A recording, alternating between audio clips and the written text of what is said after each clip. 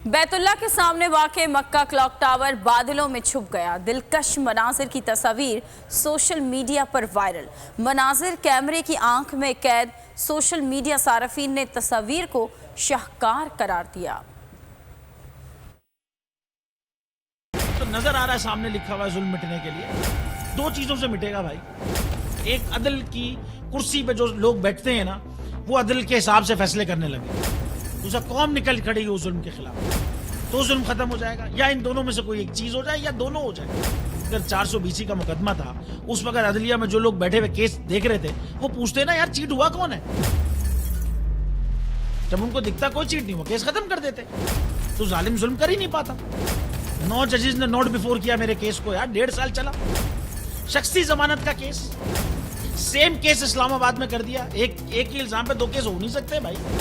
मतलब 60 दिन का वक्त होता है। 102 दिन के बाद मैं जीत गया, केस बरी हो गया। 102 दिन के बाद अपील फाइल की, एक्सेप्ट कर ली। नहीं करते ना एक्सेप्ट, खत्म हो जाता ना जुल्म यार। भरी अदालत में मुझे बरी कर दिया, फिर पता नहीं क्या हुआ 2.5 घंटे बाद का नोट बिफोर। मैं नहीं सुनता ये केस, खड़े रहते अपने फैसले पे, मिट जाता जुल्म। अल्लाह ताला ने बिठाया इन कुर्सियों पे इनको यार, ये अल्लाह ताला की तरफ से फैसले करने हैं। तो या तो ये फैसले आएंगे, जुल्म मिट जाएगा, या कौम खड़ी हो जाएगी जुल्म के खिलाफ।